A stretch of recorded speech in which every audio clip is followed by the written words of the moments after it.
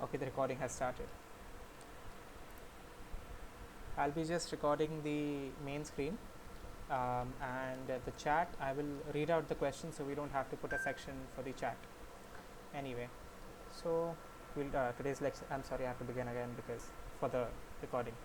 Lecture number 3, DNA replication and repair. We'll be looking at DNA polymerase, ligase, primers and primase, and fragments, leading and lagging strands. Is it possible to increase the mic volume? You can increase that manually by right clicking my name and increasing the volume. I can't increase my native volume without adding to the noise. You can do that on your own client. Okay, we'll begin. We'll be talking about these things in today's lecture, which is mutation rates. So first we'll see what are mutations, what are mutation rates. Then we look at examples in E. coli, Contd elegans and Homo sapiens, or regularly mammals. And then we'll look at DNA replication, the mechanisms of DNA replication, the DNA polymerase enzyme, the proofreading mechanisms which are a part of the polymerase, and the DNA primase. That's about it for today. So first of all, okay, let's first talk about what are mutations. Mutations can be any. So right now we're talking about genetic mutations. Genetic mutations are basically any change in the genome. I'll be having a proper lecture on mutations later on. We'll be covering all different kinds of mutations then. But right now, think of mutations as any change in the genome. So any change in the genome, and usually these changes are single base pairs. So there's an addition of a single base pair, the removal of a single base pair, or then different kinds of stuff, insertions, deletions, frame shifts, etc. So all of these together classify as a genetic mutation, and we'll just be looking to them as a classification just right now. So first of all, E. coli. We'll talk about single cells first. Single cells, and you can see the scale. About this distance is about 2 micrometers. So about 3 micrometers, I say, is the length of each cell here, and they have a very short generation time, about 40 minutes for each generation time. But it depends on your species, your growth conditions, etc. They can be grown in controlled environments. You can completely control the environment you grow your cells in. You can control the medium, you can control the temperature, you can control the humidity, everything. They are relatively pure in their offspring. So the daughter cells they prepare, I think this is a example of division of a cell, and the daughter cells which are produced after each replication cycle are relatively pure, meaning we don't have to worry about sexual reproduction. So I know there's horizontal gene transfer, but we're not considering that right now. We'll just look at it in the sense that it's asexual reproduction. Therefore, the number of changes in the genome from generation to generation are very low, practically zero if we consider new mutation. The process itself does not allow for changes to occur. But the mutation rate found is about 1 in 10 raised to 9 nucleotides. So 1 in 1 billion nucleotides per generation per cell. So that's the mutation rate found in that's the mutation rate found in E. coli, 1 in 1 billion. Next, we'll talk about C. elegans. So C. elegans is basically, think of it like a worm, and more or less you would say about 959 cells. I could be mistaken here, but I remember reading 959 cells in each C. elegans, more or less. So 1 cell to 959 cells. So we're going a bit higher now. So the purity of the progeny, so like last time we talked about asexual reproduction, here it's a eukaryote, so sexual reproduction, but C. elegans can self-fertilize. So you don't have to worry about the gametes coming from other parents, etc. So the purity of the genome is still kind of maintained here. The gene differences is very easy to observe in progenitor versus descendant worms. Since, well, these are small organisms, you can culture them indefinitely and extract their DNA whenever you want. Not a lot of ethical considerations here. The mutation rate here again is 1 in 1 billion nucleotides per generation per cell. So you can cell to 900 cells, 900 plus cells. So you would imagine as the complexity of the systems increases, there has to be a rise in the mutation rate as well, but that is not observed. The mutation rate is kept constant. And third, we'll talk about mammals, or more specifically Homo sapiens, us humans. So here it's harder to monitor the genetic differences because well, you can't just take a woman, tell her to produce an X number of children, and then ask the children to produce X number of children. That's not a very ethical experiment. No ethical board would pass this experiment. And the purity. Sorry, do you have a question?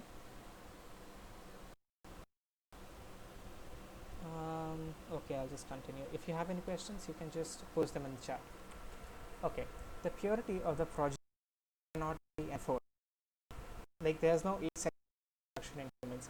The reproduction has to be between a male and a female, and the gametes will come and you will introduce the genome of another parent. So therefore, there's a lot of variation that can occur because of sexual reproduction, plus the ethical considerations which I talked about. So you can't just measure the genetic differences directly. You need to alternate methods.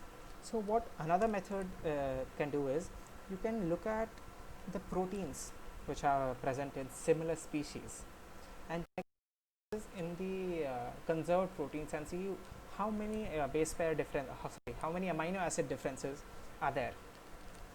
But that has another issue. Say you had a protein which there was a mutation somewhere, genetic drift, etc., etc. You had a protein A, and now there are two versions of the protein, A and A prime. A and A prime are the two versions of the protein found in two related species, not the same, related species. So if you look at it today, you see two proteins, A and A prime. You conclude that A and A prime originated from a common ancestor because their sequences are so similar. But you cannot check whether there was a third counterpart of the ancestor protein, say B protein, which was so bad, the mutation in it was so bad that the organism that had it died. So you have the species which had it rather has gone extinct. So there's no way for you to make sure how many deleterious mutations had occurred and how many species have gone extinct because of this. Right now, seeing a very small number of mutations in the proteins. That again brings up quite a few issues, so you can't use that directly. So what a third method can do is, you look at a protein which doesn't have a protein whose effect does not depend upon its amino acids. So one of these proteins would be a fibrinopeptide. So fibrinopeptides are basically proteins which are attached to the fibrinogen, and they act to stabilize the fibrinogen before it can form a clot. So once the fibrinopeptides are removed by the action of thrombin, and you have the entire cascade of actions to form a clot. But fibrinopeptides act to stabilize the fibrinogen, and they have no other function. The sequence of the amino acids is not important for its function. Therefore, no matter the number of mutations that occur in the fibrinopeptide, all of the mutations will be conserved in the species you see today. Does that make sense? If you use a protein whose amino acid sequence does not matter for its function, no matter the number of mutations it has undergone, all of them would be reflected today. None of the species would have gone extinct because of some deleterious mutations, because deleterious mutations are not possible here. No matter the amount of mutation, the function of the protein exists. So I'll be stopping for questions here.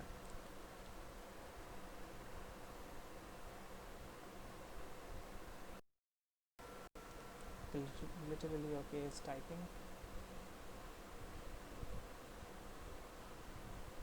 So using non-conserved proteins is better. No, non-conserved proteins is not better, because you can't compare the sequences of non-conserved proteins, because as a definition says, they are non-conserved. Therefore, they are not expected to have a similar sequence. Conserved proteins have similar sequences across species. So if you use a non-conserved proteins, they would have different functions and therefore different sequences. So it's not possible to compare them. Do you have any further questions on that?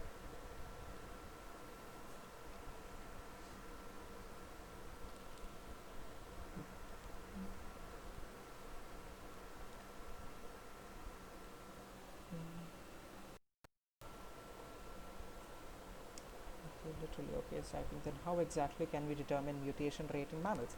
Well, I just told you about fibrinopeptides, right? These fibrinopeptides do not, so these are conserved proteins which are found in many, and you can figure out the number of mutations that have occurred across these different species because the sequence of necessary for its action. You can have the entire sequence of the protein changed, but the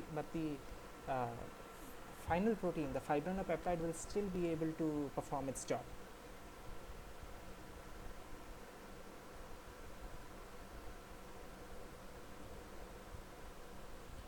Set theory, no, I don't think so.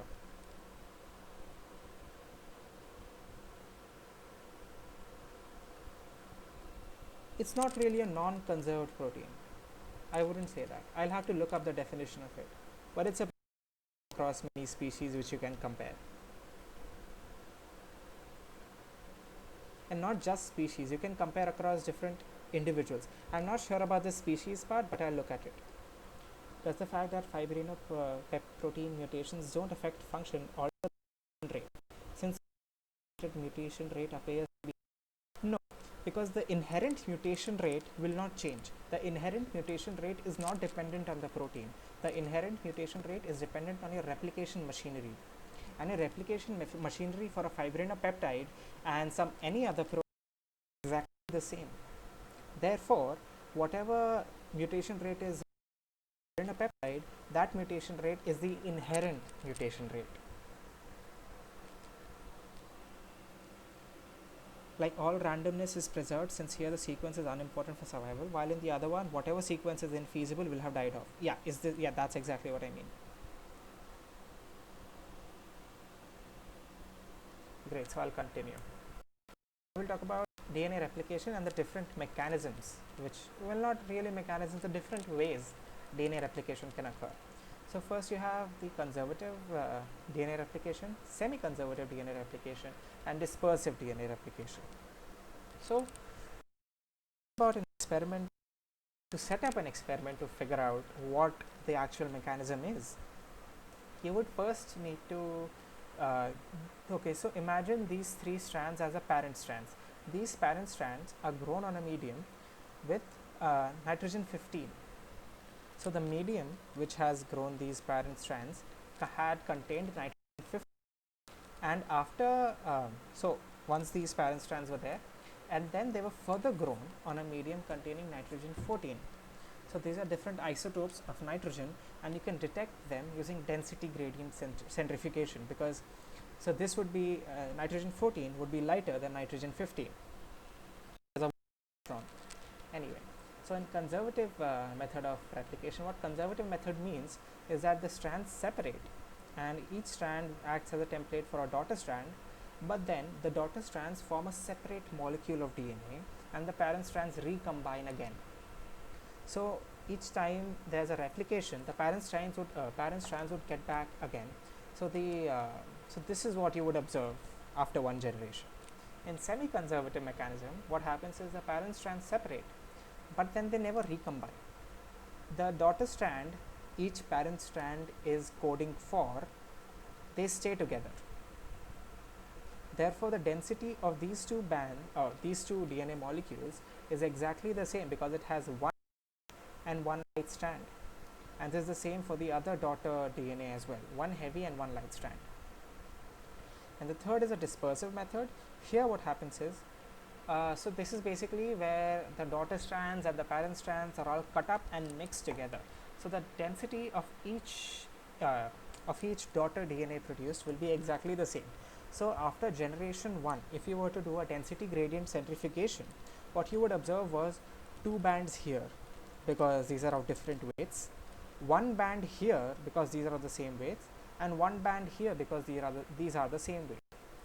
So in one generation time, you can't conclusively decide what is the actual method of DNA replication. So you have to grow it for at least 2 cycles to figure out what it is. So in the second cycle, in conservative, the red parents stay as red and the blue ones stay as blue. That makes sense, right? Here in semi-conservative, so a red and a blue become parents again, parent strands here, and the red one makes another light daughter strand, and the light one forms another light daughter strand. So here you have 2 different weights of DNA. Here you have 2 different weights of DNA. But this is a very heavy DNA compared to this one, which is one light and one heavy. So there are technically 3 bands. There's a light band, there's an intermediate band, and there's a heavy band. So this would be in the heavy band, these 3 in the light band. And this one, so this and this would form intermediate bands. Now when you come back here in a dispersive method of DNA replication, DNA replication here again would form exactly the same amount of weight across all daughter DNA because it's cut up and mixed again. So all of these would still form one band. So in 2 replication cycles, there's a clear difference between all 3 methods. Therefore, once you do a density gradient centrifugation after 2 cycles, you will be able to determine is the actual method of replication. Okay, Akhil has a question. Is this process random? So only one of these methods occur, like between conservative, semi-conservative, and dispersive? No, it's not random. There's only one method which occurs. All 3 are not possible. So does anyone know which is the actual method? Just type it in the chat. Yep, semi-conservative method of replication is the only method of replication which occurs in humans at least. So this is the Michelson experiment. What I basically talked about right now was the Michelson and Stahl experiment. They did the experiment. They did this entire thing I'm talking about. So this is a better way to represent the bands in the density gradient centrifugation tubes. So in conservative method of replication, I told you that these are the parents. So all of them are parent DNA. Here the parents are blue and the new DNA is red. To the previous diagram, so keep that in mind. Anyway, all 3 blue right now. After one generation, you have one parent and one daughter. In semi-conservative, I told you there would be one intermediate band, and in dispersive, I told you there would be one intermediate band. So it's not conclusive what the method is. So if I was to tell you to distinguish between these 3 methods only in one cycle of replication, you would not be able to tell me. You need at least 2 cycles. So after 2 cycles, this is the result you observe. You observe there's one intermediate band and one light band. In a dispersive method, you would only find intermediate bands. And in a conservative method, you would find one heavy band and light band. So in conservative, you would always find 2 bands. In semi-conservative, 2 bands, but the second band is an intermediate band. So this is what they observed. So they concluded that DNA replication occurs in a semi-conservative fashion. And these are the mediums I was talking about. You have nitrogen heavy medium and a light nitrogen medium. I'll just look in the chat if there are any questions.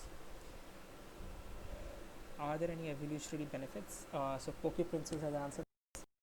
Easy to prepare, much faster, no need to digest. Exactly. It's the fastest method because the new strand which is formed, there's no need to separate it. It stays with the parent strand, so there's no extra processes that are occurring. If you were to do the conservative method of replication, you would have to separate the parent and the daughter strand and recombine them again. So there's an extra step here, and the extra step here is that you have to cut up the DNA and then. So these 2 methods have an extra step. This is the simplest one.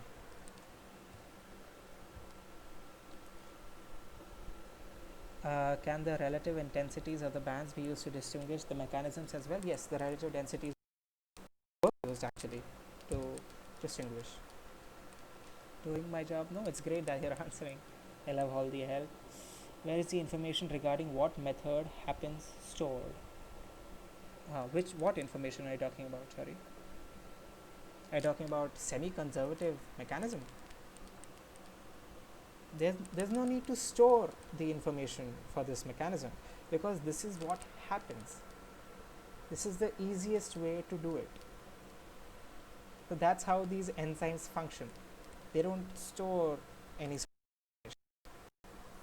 Well, you could argue that the way the enzymes function is storage in some form itself, but that's a far-fetched argument.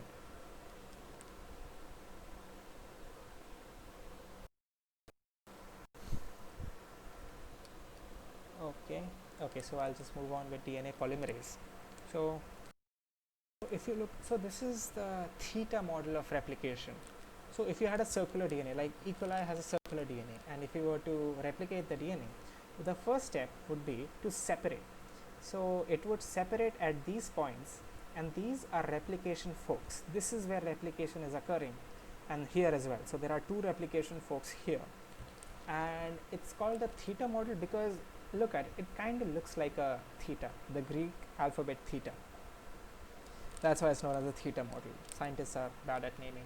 Anyway, so addition of new nucleotides is dependent upon base pairing.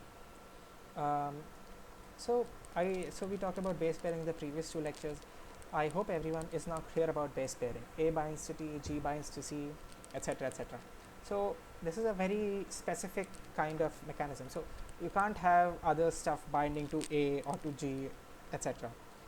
Therefore, the replication is kind of consistent, but we'll talk about how errors can occur. DNA polymerase adds the correct nucleotide sequentially. So it's a sequential method, like not all of them come together. One by one, DNA polymerase adds each nucleotide and it moves forward.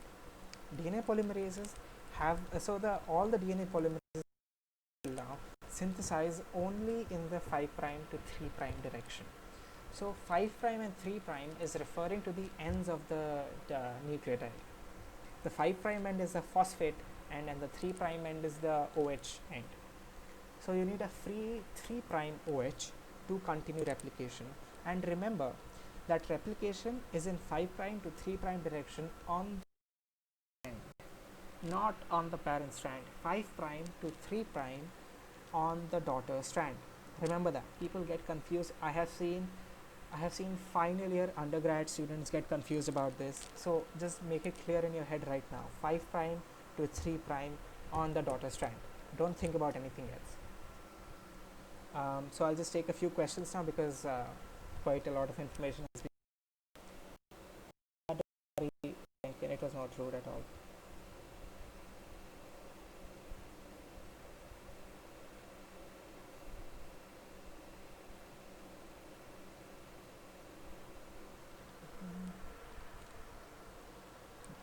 So if you notice, the yellow one is the parent strand, parent DNA, and the red one is the newly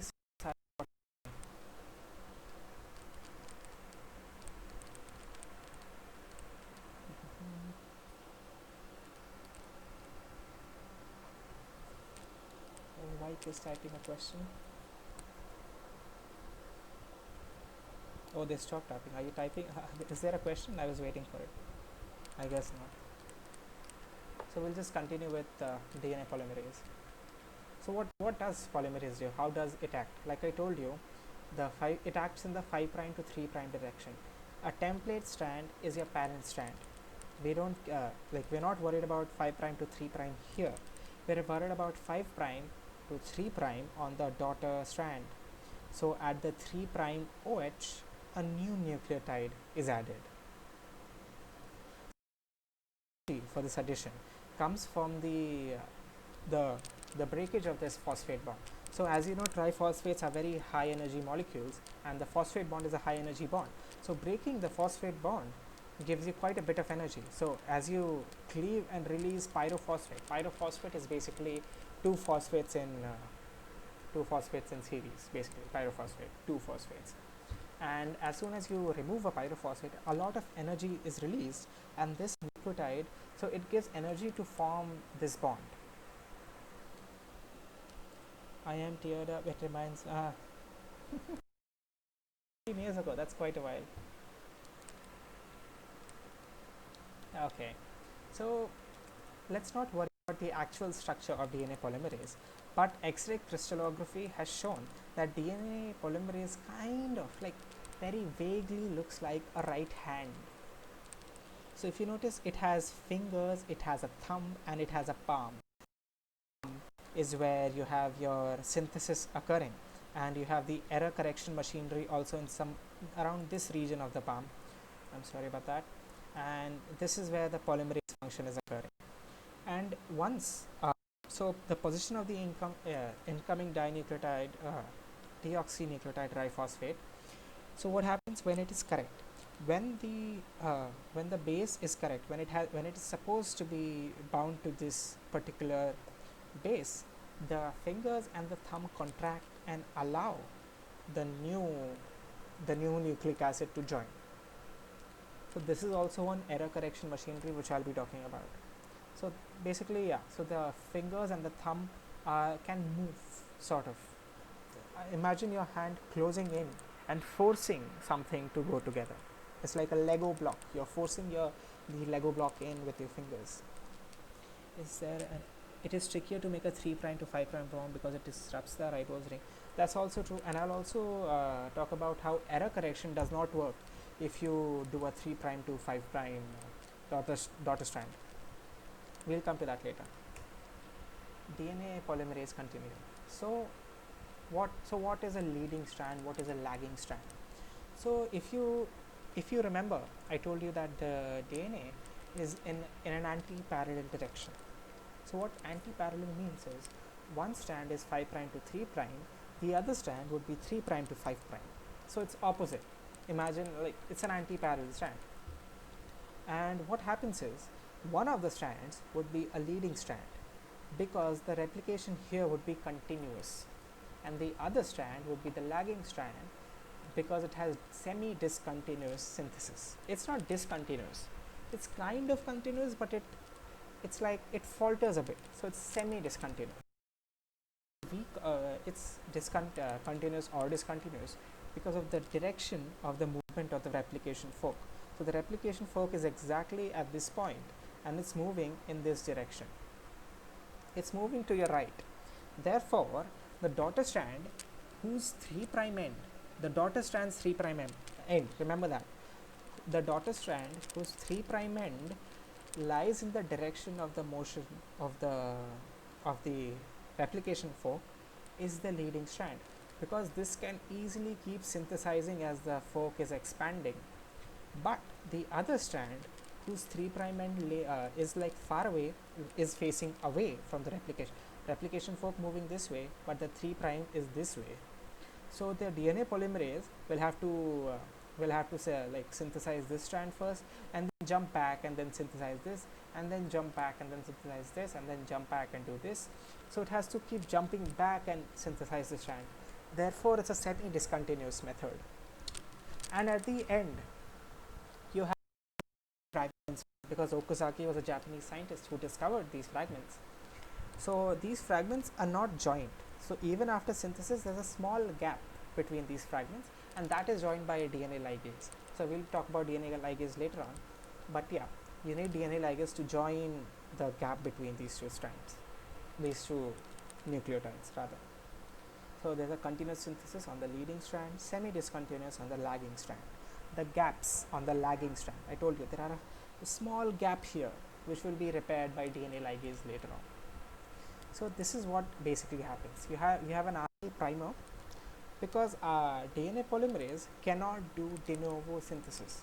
De novo synthesis means it can synthesize right from scratch, but DNA polymerase cannot do that. It needs a starting point. So it needs an RNA primer to start. The 3' end of the RNA primer is where it starts synthesizing the daughter strand. So here is a depiction of the of a lagging strand, of a lagging daughter strand. So this is an RNA primer. DNA polymerase synthesizes this, and then it has to jump back to this primer and synthesize this, because the replication fork is moving in this direction, in the right direction. So the add a new primer and start a new Okazaki fragment. So when DNA polymerase has finished this, it jumps back and does its job again. but there's a small gap which is remaining here, like I told you about the small gap. This so what happens here? First, this RNA primer is removed. This RNA primer is cleaved away, and the DNA. So the polymerase acts and fills up this gap. So this polymerase is DNA polymerase 1, and the regular polymerase, which was doing the regular job here, was DNA polymerase 3. We'll come to the different types of polymerases later on. And there's a small nick.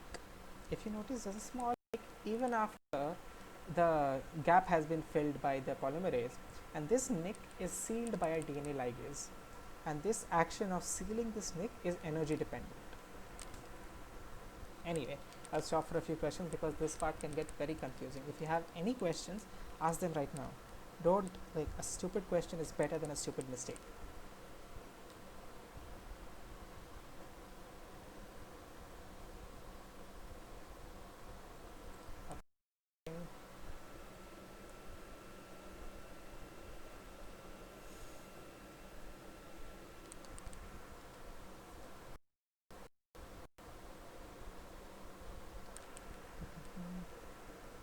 Guys, if you have seriously any question, you can ask me.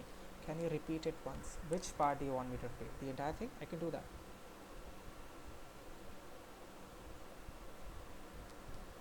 Okay, so I'll just start with the entire thing. So you have two strands. You have so let's first talk about the parent DNA. The parent DNA is anti-parallel. One strand to 5 prime, the other strand is 5 prime to 3 prime. So no matter which direction you look at from, you look at it from the left direction or you look at it from the right direction, the ends should not match because they are anti-parallel. So if you have a replication fork which is moving in the right direction, here we are assuming the replication fork is moving in the right direction. So the daughter strand, which has its 3 prime end, the 3 prime end was the end with the free OH. So the daughter strand, which has a 3 prime end, towards the motion of the replication fork, will have a continuous synthesis because it can keep moving forward as the fork is expanding. Like, you can imagine this like a ziplock or a zipper, and imagine the zip is here, the polymerase kind of acts like a zip. You have, well, there's a helicase which technically acts like a zipper, and as it moves forward, these two strands keep getting separated.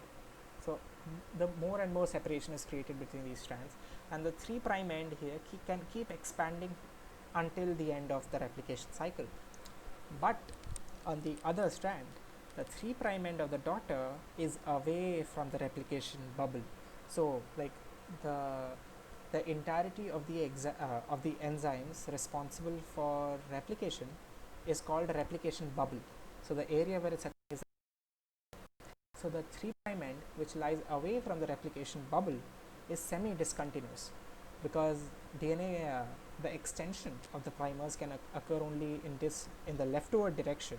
Therefore, it needs to keep jumping back and jumping back and jumping back and going forward. So 2 steps forward, 5 steps back. So it's kind of moving backward. And these fragments which are formed, so I told you, even after synthesis, this is one fragment, this is another fragment, because they have a gap between them. Each of these fragments is an Okazaki fragment. They are named Okazaki fragment because of the scientist who discovered them. Anyway, so this is continuous, the lagging strand. And to seal the nicks, there are nicks formed when you synthesize the lagging strand. These nicks are sealed by DNA ligase.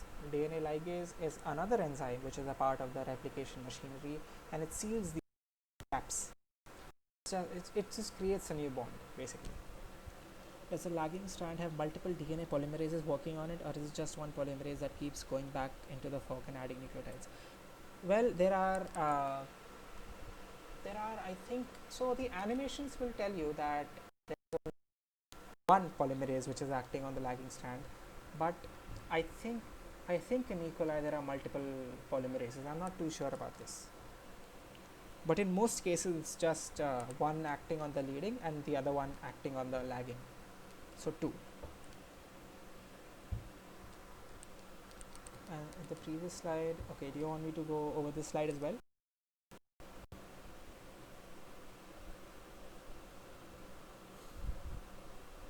Okay, I'll go over this slide. So what I was talking about in this slide was that the addition of new nucleotides occurs only on the 3' end of the daughter strand. And why it's only on the 3' end, I will talk to you about it later on. It's in one of my later on slides. So the energy, so bond formation takes energy, and this energy is provided by the breaking of the pyrophosphate. So phosphate is a high energy bond. Once you break it, you can add the nucleotide to the growing chain. So the chain is growing in this direction because synthesis always occurs in the 5' to 3' direction of the daughter strand. Drill this into your heads. Drill into your heads. You cannot make mistakes on this. And then direction of growth is the 3' direction. And then I talked about the structure of the polymerase enzyme. So DNA polymerase 3 kind of looks like a palm, the right palm, and there are the fingers and there's the thumb, and here's the palm. The palm is where you have the addition of new nucleotides taking place, and once a correct nucleotide is coming to bind to the growing strand, the fingers and the thumb compress on it, so they kind of like close and force the nucleotide into position. And this energy for the closing of fingers is got by the breakage of the pyrophosphate. So the pyrophosphate, the bonds here provide all the energy for the replication machinery to function. Pickled has a question: does DNA ligase and polymerase work at the same time on the lagging strand? Yes, they act on the same time. At the same time, sorry. Not like once this is when this is getting synthesized, the ligase is acting somewhere here. So technically they are acting at the same time, but at different locations. So are there any other questions? You can still ask me questions. I'll go over it again if you want.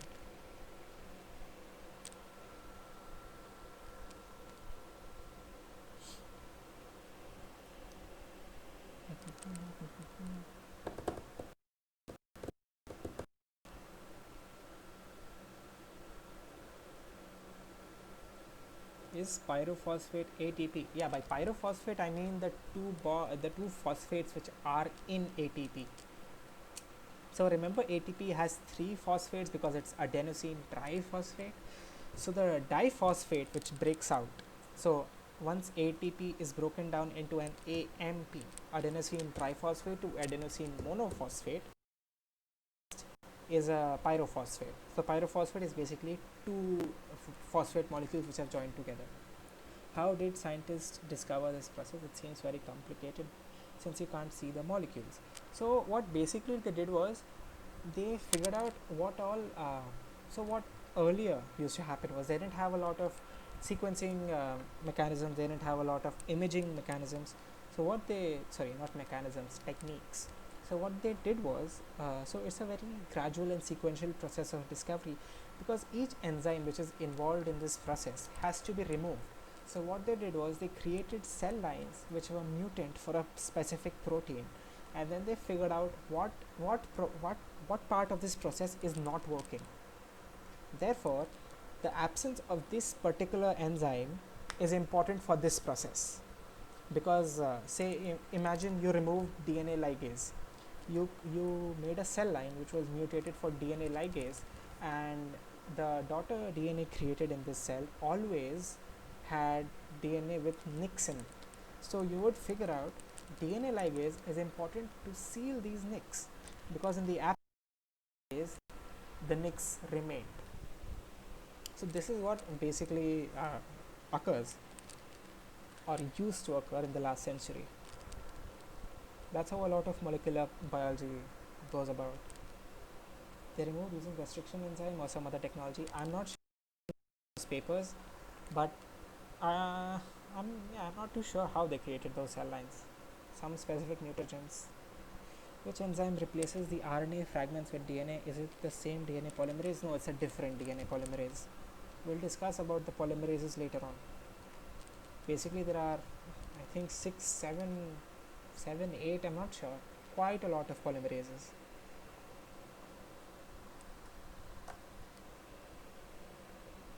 Okay, I'll just move on now. So proofreading, you need to make sure what you're adding is correct, because you can't have too many mutations.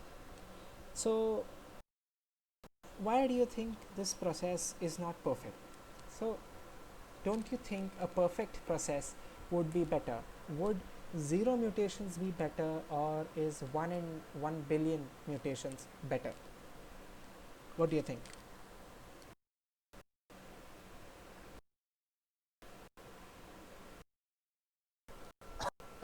Sorry. I guess 1, because it creates variation. Some mutation to create variation. If every process was perfect, you would never have. So the entirety of evolution is based upon errors which give rise to new traits. If there were no errors, there would be no traits. So natural selection would not be able to occur. So mutations are good. Anyway, the inherent error rate. So 0 mutations is ineffective when conditioned. 0 mutations would not help you survive. Mutation rate correlated with generation time? No. That E. coli generation time was about 40 minutes. The generation time for C. elegans is about 4 days. About 4 days, I'm not too sure. But and the generation time for humans is what, 20, 25, 30 years. It depends on where you're from. But so from 40 minutes to 40 years, the generation is a huge difference, but the mutation rate is still 1 in 10 raised to 9 nucleotides. So the mutation rate is not dependent upon generation time.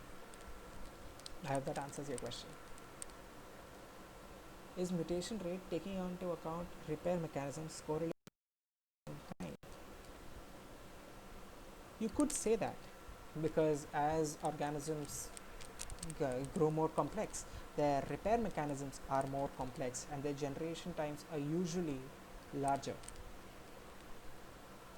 But then you can't make a broad generalization. Generation time? Oh, I wasn't aware of this. The mutation rate does have a relationship with generation time.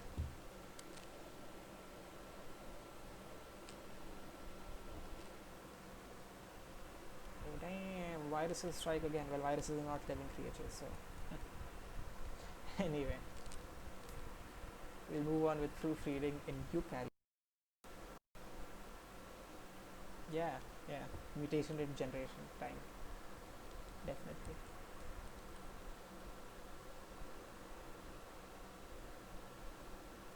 True. I'll have to read up about this probably. Anyway, the error rate is the same, and the inherent error. So imagine if there was no proofreading mechanism at all. There's 0 proofreading here, and you just expect the correct nucleotides to fall into place. You would imagine that this would be possible. But if you notice 80, 80, 80, 80, till here the mechanism has worked perfectly. You just told, not told, you just left them onto their own device and expected them to bind correctly. But what happens sometimes is that there are tautomeric forms. So there is tautomerization. What tautomerization is biochemistry. So we'll not go into the structure of cytosine and the tautomers of cytosine. What basically happens is cytosine tautomerizes and forms a C star. So the cytosine star, we'll just call it C star. So A is only supposed to bind to T, but C star can also bind to A. So what happens? C can randomly tautomerize, again biochemistry, and it can bind to A. So if you had no proofreading machinery, this C star would be bound to A, and tautomerization is a temporary change. The tautomeric shift is temporary, so it can revert back to its original state. So this C star can become cytosine again, and once it shifts back to a cytosine, it stops base pairing with A. So there's a kink in the DNA. It's not a straight daughter strand. There's a kink in the DNA. So if you think that the regular base pairing is good enough for replication, you're wrong, because bases can be sneaky and they can tautomerize and pretend to be someone else, and this is all very random and occurs spontaneously. So you need some kind of proofreading to make sure when this becomes regular cytosine again, it is removed and a thymine is put in its place. Because if this is just left alone like a kink in the replication bubble, it would not continue to replicate. At least by DNA polymerase 3 cannot work with kinks. There are other polymerases which can work with kinks, but that's not important to know right now. What's important is DNA polymerase 3, our polymerase which you're talking about, cannot work with kinks. It needs a proper binding to the parent strand to continue synthesizing the new strand. So there's a 3' to 5' exonuclease activity. So 3' to 5' exonuclease activity. Basically, an exonuclease, what it does is it cleaves a nucleotide from the ends of a strand. And nuclease meaning it cleaves nucleic acids, and this repairing mechanism of DNA polymerase ensures that when something sneaky like a cytosine tautomeric shift occurs, it is corrected immediately before replication proceeds. How again how this happens exactly, the entire mechanism is biochemistry, not molecular biology. And there are two mechanisms basically of how this can occur. The first mechanism for error correction is based on the affinity of the correct bases for the polymerase and the fingers. So imagine you had a regular C coming to bind to the adenine. So what would happen? The cytosine would not have a strong affinity for adenine. It would come, but it would not be able to bind. And the thumb of the DNA polymer, if you remember, it looks like a right hand. They can't close in, and if they can't close in, it can't bind. So this affinity is also kind of a double checking mechanism to make sure everything's all right. So there are two mechanisms of error correction which we have discussed till now. There are other mechanisms as well which we'll discuss later on, but right now, the first is based on the affinity for the correct base, and the second one is the exonuclease activity, which detects these kinks and cuts them off and adds the correct one in. So these are the error correction machineries. I'll just stop for questions here. A good paper on the link between generation type, I'll definitely read this up. I will add it to my list of papers I have to read. I think I have about 20 papers on there right now. I don't know how I'll finish my list.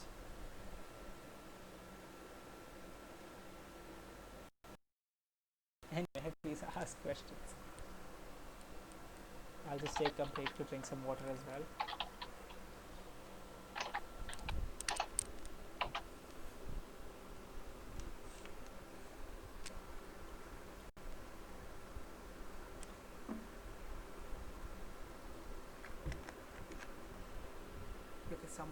Because someone is typing in a question.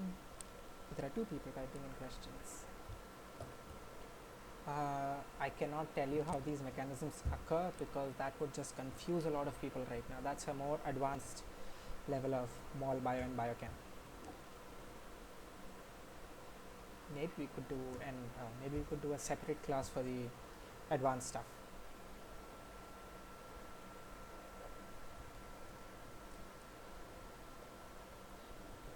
Could you explain the part where between the third pick and the fourth pick?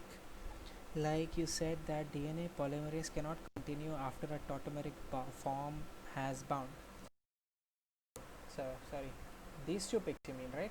So what happens is the C star, the tautomeric C can bind to A, but it can shift back to a regular cytosine. Once it shifts back to a regular cytosine, it breaks the bond. It cannot bind to A anymore. So it's like kind of floating free. And this since it's floating free, it kind of like there's a straight line, and this is a kink in the line, and DNA polymerase does not like kinks. it's a kink shame. Sorry, I have to make the joke. Anyway, what happens? Let's just go back to the picture of a polymerase. So here is the mechanism for the active site for the polymerase, and here is the active site for the exonuclease. So what happens once there's a kink here, this DNA exonuclease site, and the exonuclease site cleaves out the latest DNA. So the detection mechanism is based on the inability of the new nucleotide to fit onto the strand. There's no very fancy error checking mechanisms. These are very, very simple mechanisms that work together in tandem to make something so complicated and beautiful. So that's why I love molecular biology, because at the end of the day, each of these mechanisms is extremely simple. The mechanics is very, very simple, but all of them together enable life to exist. So DNA polymerase 3 continue once tautomeric form has bound. DNA polymerase 3 will continue as long as this cytosine remains as cytosine star. As soon as this cytosine star shifts back to a regular cytosine, it will stop. It will correct the error, and then it will continue. I hope that answers your question. And I would everyone to mute your microphone so there's not a lot of background noise. Does it ever go unnoticed? I'm sure it goes unnoticed. That's why you have the inherent error rate of 1 in 1 billion. If it could detect every single error, it would be a perfect mechanism, right? So yeah, we'll move on. DNA. This is where I tell you why a 3' to 5' growth of daughter strand is not possible, or at least is so unfavorable that there's no repair possible here. So what would happen in a regular? So first we'll talk about the right side of the right half of this image, which is the actual 5' to 3' strand growth. Is any mod on the voice call? Please mute everyone else. I'm getting quite a bit of noise. Anyway, so once you have a new nucleotide coming in, you have the 3 phosphates. Like I told you, the phosphates high energy bonds. You break 2 of these phosphates, get the energy, and add this new nucleotide to this end, to the free 3' end. And this phosphate, like the phosphate forms the backbone, the sugar phosphate backbone. Anyway, so imagine the green one was the wrong one. So the peach or the skin peach ones are the correct. The green is the wrong nucleotide. And in the proofreading mechanism, it would be detected that the green is wrong and it would be removed. So this end of the molecule is restored. The 3' end is free again, and the correct one, the red one, can come and bind. So the error checking mechanism can work indefinitely. Right, as long as a new nucleotide comes in with 3 phosphate molecules, these phosphates can be cleaved and the nucleotide can be inserted. So the energy here, the energy for polymerization, comes from the nucleotide which has to be added. The daughter strand provides no energy. The new nucleotide which has come provides the energy. That's a very key distinction. I hope I'm clear about this, that the new nucleotide provides the energy for growth, for strand extension or growth. Now let's look at the left half of the image. Here, since this is the 5' end, the 5' end has 3 phosphates. Like in the new nucleotide, end has 3 phosphate and the 3' end has a free OH. So here, the daughter strand will have a 5' phosphate molecule. So the energy comes from these phosphates. The energy in a 5' to 3' growth came from the nucleotide, but the energy for growth in a 3' to 5', so this is a hypothetical scenario, 3' to 5' strand growth, energy is provided by the daughter strand. Because if you green nucleotide, where is the space for it to add? There's no space for it to add. So you need to remove these 2 phosphates to get energy. So the energy also comes from these phosphates, and it also gives it some space to bind. So once these pyrophosphates are removed, pyrophosphate rather, it's a singular pyrophosphate. Once this pyrophosphate is removed, the new nucleotide can be added to this end. So it would be great if there was no error in replication, because this mechanism could keep occurring. So once this pyrophosphate is cleaved again, a new nucleotide could be added, and the pyrophosphate would be cleaved again and a new nucleotide would be added. So this would continue as long as you don't need to error correct. Once you need to proofread, that's where the issues come in.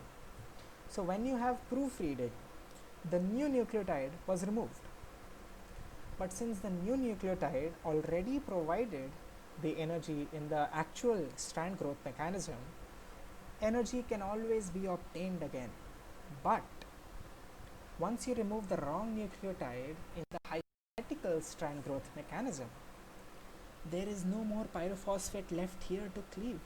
Where will the energy come from? You can't have the shifting of pyrophosphate cleavages between new and old and new and old. So the energy for bond formation always comes from the daughter strand in the hypothetical mechanism. So since it has no more pyrophosphates to cleave, no more nucleotides can bind, because there is no high energy bond to provide the energy. So all is good in 3' to 5' until you need to proofread. So I'll stop here because I know this is quite confusing. I'll just take some questions on this.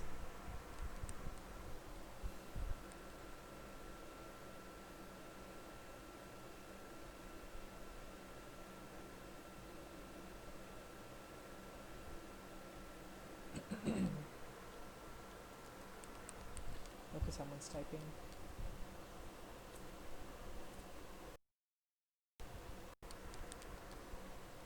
But why does the energy have to be given by the daughter strand? Can't it be given by the new nucleotide? So imagine if it's given by the new nucleotide here. So what would happen once the new nucleotide has come? This pyrophosphate would be removed, and this would the pyrophosphate is at the 5' end of the molecule. So pyrophosphate from here, the energy is localized in this direction. You can't have this energy acting on this side of the molecule. There are no fancy conduit mechanisms here. The energy is released as free energy, as a heat. It has to be immediately used. You can't remove it to places, etc. So wherever the bond formation is occurring, that's where you need the cleavage to occur. Yeah, this is exactly why DNA polymerase doesn't work in the 3' to 5' direction. That's what I was trying to explain.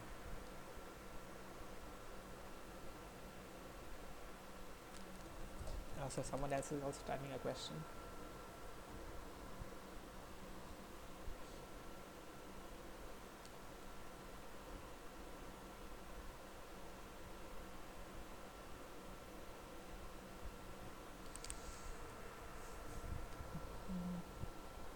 If this was too quite heavy for you, don't worry, the next slide is a bit light, so we'll just end with another slide. I think there's only one more slide left.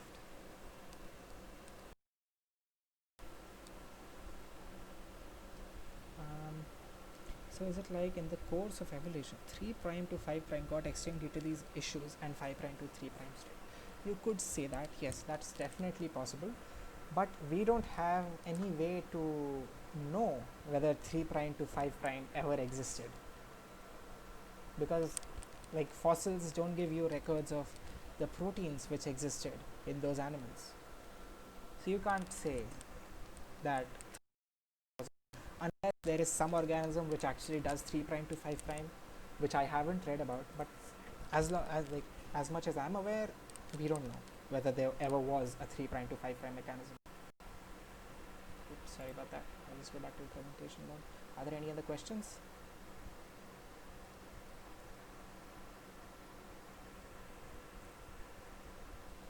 Okay, so no more questions. I'll just move on to the next slide.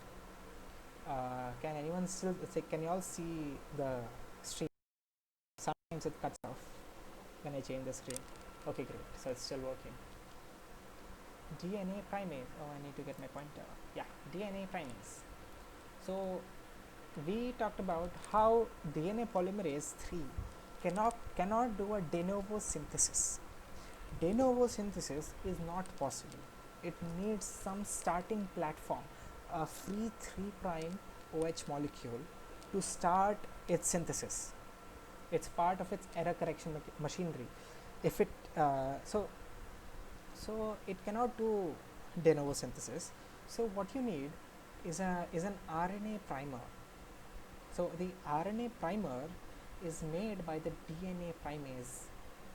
The DNA primase makes an RNA primer molecule. So a primer molecule is basically a short stretch about 10 nucleotides long, and from this 10 nucleotides you have the synthesis of the daughter strand of DNA. RNA hybrid duplex. So this is an RNA primer, this is the DNA molecule. So this is a DNA RNA hybrid duplex. So there's a question here, why? So we talked about earlier, if you remember in an earlier slide, we talked about how the RNA primer is removed. Remember, before the ligase activity begins, RNA primer is removed and a new DNA strand is synthesized there. I'll just go back to the slide to make it clear. Yeah, so these blue sections are RNA primers, and this RNA primer is removed. It's erased and replaced by DNA. So it's an erasable primer. Remember that. So an erasable primer is preferred over a permanent DNA primer. Can anyone tell me why this is the case? Why is an erasable RNA primer better than a permanent DNA primer? Someone's typing.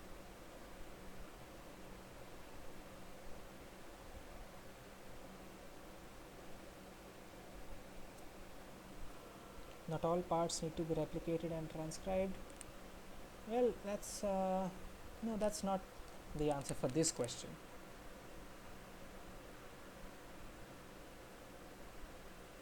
Ligase wouldn't work correctly with a DNA primer. No, that's also not the answer. Is it cause no proofreading when primer is added? Exactly. There's no proofreading when the primer is added. If you had a permanent DNA primer, so imagine this was a DNA primer, and if you had any error here, it would never be corrected. Because why would, so it's a permanent DNA primer, remember that. So a permanent primer would never be removed, and if there was an error, it would never be corrected. So you have a temporary RNA primer which can easily be cleaved, and a correct DNA can be synthesized in its place later on. So the function of the primer is just to provide this 3'. The sequence of the primer is not relevant to our purposes. The sequence of the primer could be anything. As long as it provides the 3' OH, it's good. And since it's later cleaved anyway, you don't have to worry about primer or it had any error. So literally okay, got the answer there. Anyway, that's about it for today's lecture. Are there any questions? Do you want me to go over any concept again?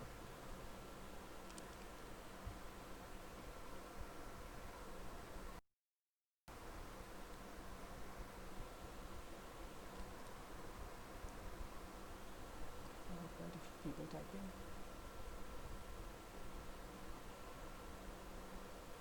Several people typing. Nice.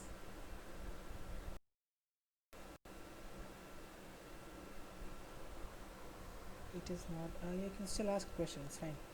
Can we have a short quiz or something next week to test what we have learned so far?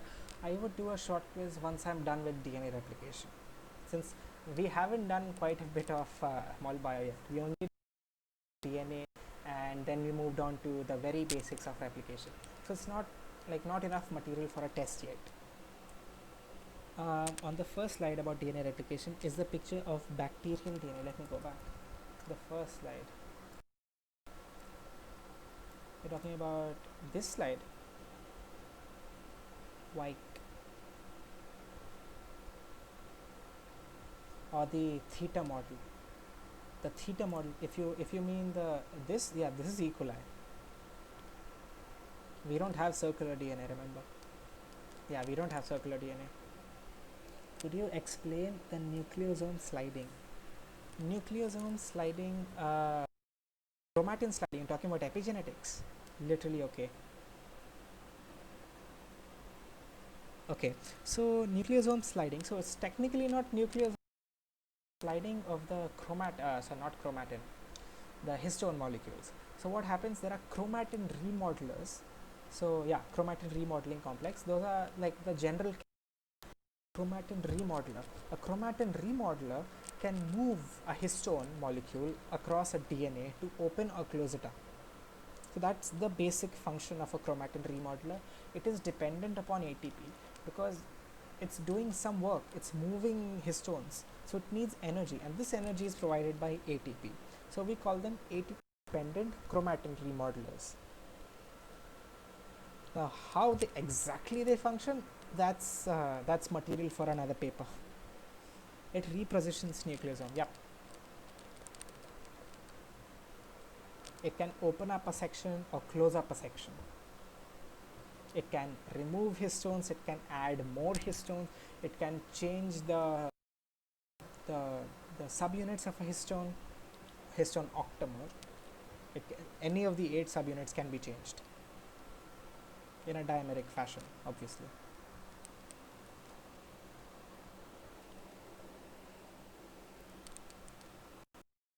Take a few more questions. Open up section means expose the DNA. Yeah, it exposes the DNA to transcription machinery.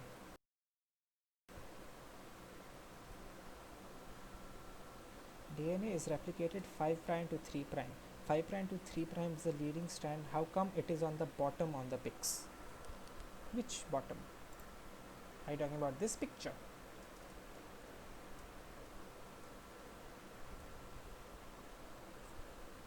It's like, is this the one you were talking about? Because the bottom is the lagging strand, the leading strand is at the top, and the top and bottom is just convention. You can display lagging and leading anywhere you want, as long as you number them correctly. As long as you number the 5' to 3' ends correctly, you can flip the image and show them on the bottom as well. So the bottom and top, there's no convention for that.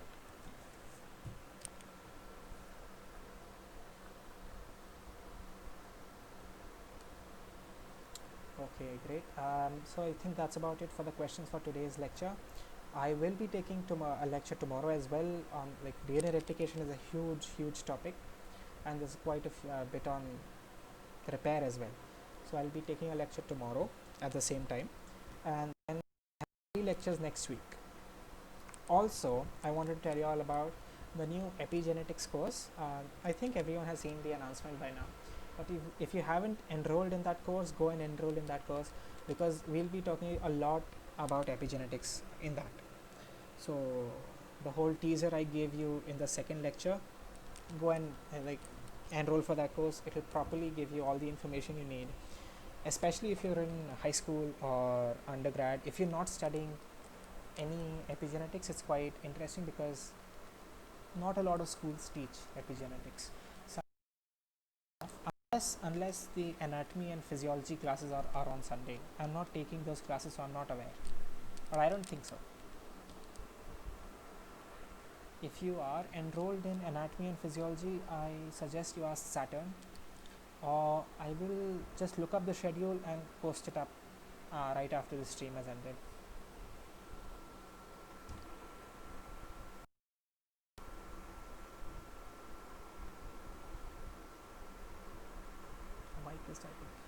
If you don't have any questions, or if you want to just listen into the questions, you can stay. Otherwise, we're done with the lecture. You can leave if you want. Is there a schedule for the epigenetics class? Not yet. We just described just decided to do the course. We haven't decided on a schedule because we're waiting for the information on timings to come in. But it will occur in the next 2 weeks. So you might have 2 lectures on the same day, but we'll try and record every single lecture, so you can at least view the lectures you were not present for. We'll try to keep them around the same time. So if this was say 3 p.m. GMT, you might have that on 1 or 2 or 4 or 5 later. It will be around the same time, so a few lectures together. So since it's like holiday for most people because of lockdowns, it should work out, I think.